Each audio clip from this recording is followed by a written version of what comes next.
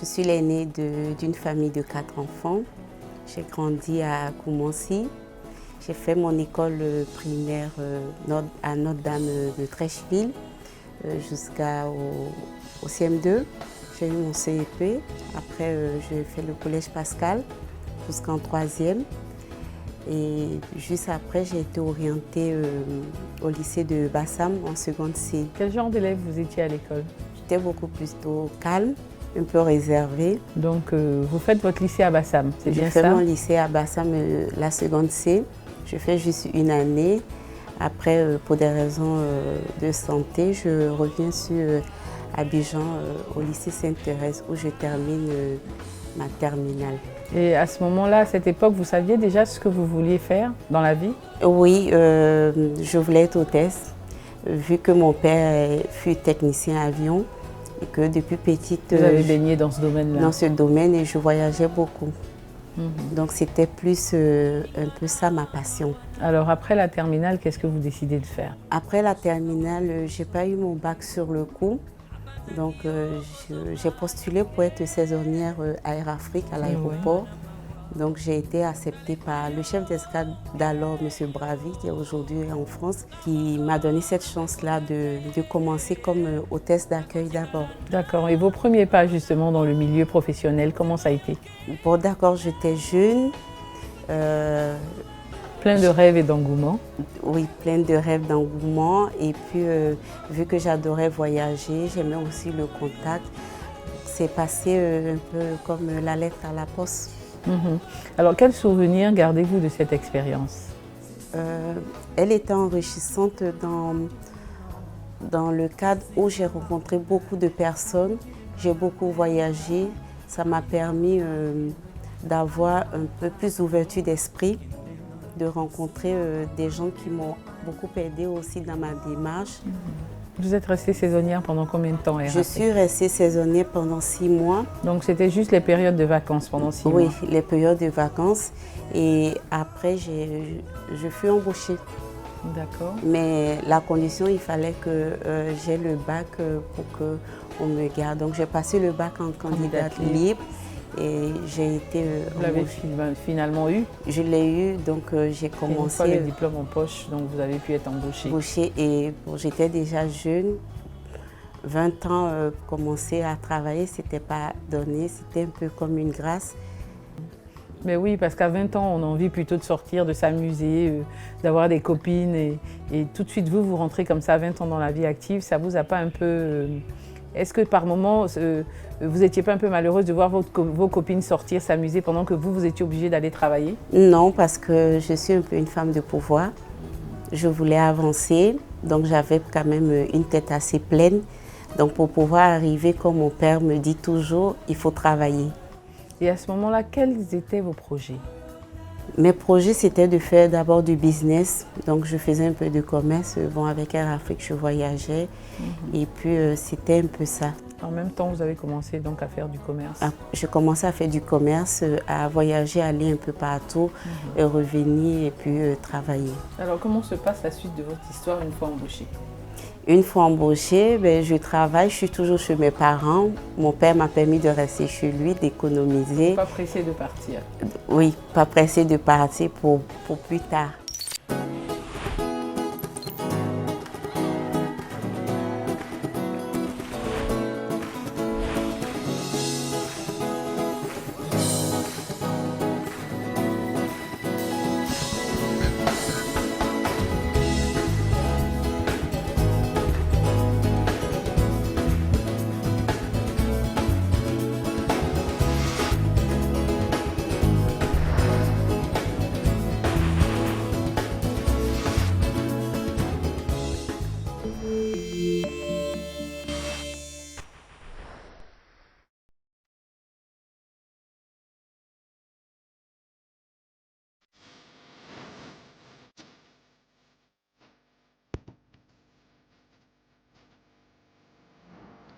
Merci.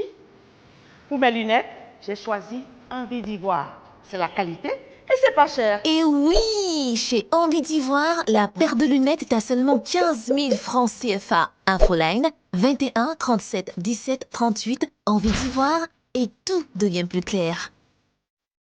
Vous êtes chef d'entreprise, cadre ou jeune entrepreneur? Votre parcours et votre histoire peut inspirer ou motiver la jeunesse africaine. Participez à votre émission Leitmotiv sur RTI2 et partagez votre expérience avec ceux qui en ont besoin. Infoline. Leitmotiv. Nous avons tous besoin d'une source d'inspiration.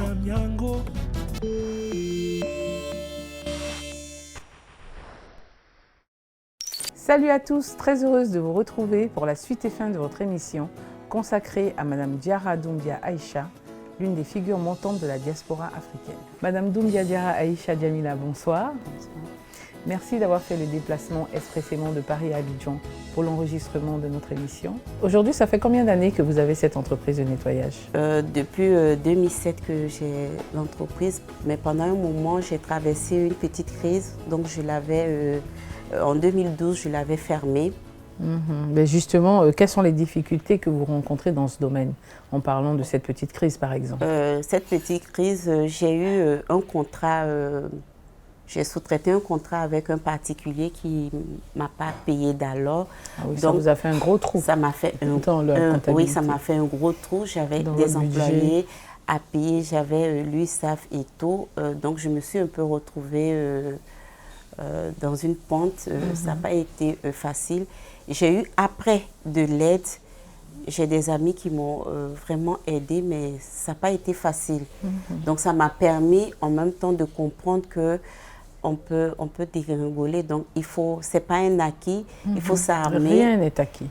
Il faut s'armer et il faut se dire qu'il faut aller prudemment. Donc c'est comme ça. Et j'ai eu des employés assez compréhensifs aussi à un moment donné. Donc, mais l'un dans l'autre, c'était vraiment dur. Mais après, j'ai pu remonter la pente. Avez-vous eu d'autres difficultés? Oui, j'ai eu d'autres difficultés. J'ai été confrontée un peu à une certaine méchanceté de la part de, je ne dirais pas de ma famille, mais un peu de, je ne dirais pas de la diaspora, parce que j'ai eu des gens qui ont été bien. Mais de venir en France en 2002, d'avoir un peu une vie que j'ai, je ne dirais pas que je suis mieux nantie que certaines, mais quand je regarde mon parcours, je pense que je suis un peu une grâce. Et quand j'ai eu des soucis, il y a eu la méchanceté, il y a eu beaucoup de calomnies, j'ai eu du rejet aussi parce que je n'étais pas disponible pour quelqu'un, donc il y a eu un peu ça. Mais ça m'a forgé et ça m'a permis en même temps de dire que quand on a les moyens, on a des amis. Quand on n'a pas, on n'a ni amis ni famille. Donc j'avais un peu mes enfants pour me booster. Mais ça vous a endurci aussi. Ça m'a endurci et c'est comme ça que j'ai pu reprendre la pente. Et dans le milieu déjà, surtout moi, maintenant il y en a beaucoup, mais à l'époque 2007, il n'y avait pas beaucoup de femmes. Donc c'était beaucoup plus dur de me retrouver avec des hommes. Tout à fait. Les hommes prenaient le marché, c'était un peu entre eux et tout, mais j'ai su quand même m'intégrer tout doucement avec la patience. Il y en a qui m'ont vraiment, il y a 2 ou 3 là-dedans qui m'ont vraiment aidé. Quand il y avait des marchés, ils pensaient beaucoup plus à moi. Et donc même dans ma traversée du désert, c'est des gens qui m'ont dit non, il ne faut pas baisser les bras, c'est comme ça la vie, il faut reprendre. Alors, après avoir hissé votre entreprise parmi les meilleures en France, vous décidez de revenir au pays.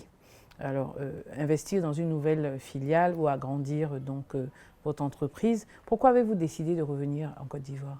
J'ai décidé de revenir en Côte d'Ivoire pour 2 raisons. La première, j'ai encore mes parents qui vivent et je suis un peu accro à mon père parce qu'il fut un modèle pour moi. Il nous a permis, jeunes, de ne compter que sur soi. Il nous a donné l'éducation qu'il fallait. Ça m'a beaucoup aidé étant à l'aventure. Ça, il faut le dire, ça compte. Et puis de 2, j'ai vu que étant en France, à un moment donné, quand tu rencontres certaines vieilles personnes, et même moi dans ma société, je vais faire du nettoyage sur certaines personnes âgées, elles sont isolées. Et je vois avec les enfants, je me suis dit non, je ne vais pas passer ma vie là. Je ne veux pas passer ma retraite isolée. J'ai beau dire, j'aime cette chaleur. Quand même de la famille voilà, encore, donc je préfère profiter. préparer mon retour. Mais préparer mon retour, c'est pas de venir m'asseoir sur mes lauriers. Tout à fait. Et puis, donc, c'est de monter quelque chose et venir tout doucement, progressivement, et après revenir tranquillement. Alors, comment se passe justement votre réadaptation à Abidjan? Bon, pour l'instant, ça va tout au plus parce que j'ai fait un patch. Je n'ai pas fait que le nettoyage parce que, entre-temps, je n'ai pas coupé le lien avec Abidjan. Je suis toujours entre deux avions en train de venir et partir parce que je fais d'autres business un peu parallèles comme du commerce. Donc, j'ai rencontré un peu aussi souvent des filles qui sont un peu en détresse, qui ont du mal à s'insérer. Bien sûr. J'ai vu que bon, il y a certaines choses en Europe qu'on peut copier un peu sur la France. Donc d'innover, j'ai fait ce petit patch où j'ai le nettoyage qui est mon domaine. Et maintenant, je vais former des nourrices, des nounous pour des enfants, pour des personnes un peu âgées, et puis pour un peu le gardiennage, la sécurité et tout. Donc j'ai une petite... une agence de placement une agence, voilà, de placement. Et j'ai une petite équipe. Au passage, je vais remercier Pacom Kipri, qui est un écrivain, on l'appelle le PEC, qui m'a beaucoup aussi boosté dans mon projet et qui est aussi disponible pour m'aider dans la formation des nourrices et tout. Donc j'ai fait un site internet, comme je disais, et au fur et à mesure, on va mettre en ligne le CV des filles. Je veux me démarquer un peu, mais tout en ne me laissant pas figer sur un seul truc. Par rapport à ça, justement, qu'est-ce que vous proposez de particulier à vos clients? Qu'est-ce que vous proposerez à vos clients? Parce que des agences de placement, il y en a beaucoup ici aussi. Déjà, je propose à mes clients une garantie de moralité pour les filles, et puis un savoir-faire. Parce que donc vous allez les former? Je vais les former. Avoir un minimum de formation et ils auront un peu plus de confiance parce qu'ils sauront où, s'il y a un problème, où se retourner parce que les agences, il y en a beaucoup, mais quand il y a des soucis après, il n'y a pas. Et en contrepartie, les filles auront une rémunération en fonction, elles auront aussi une assurance. Donc, ça va leur permettre aussi de s'investir dans le boulot. Mieux. Alors, avez-vous fait une étude de marché justement avant la création de cette entreprise? Oui, j'ai quand même depuis un an et demi que dans mes va-et-vient, j'essaie de prospecter, de faire une étude. J'ai une feuille de route avant de me lancer. Alors, je profite, Madame Doumbia, pour faire un coucou à la diaspora africaine qui nous regarde depuis l'Europe. Madame Doumbia, je vous propose de revenir sur votre parcours juste après une courte page de publicité.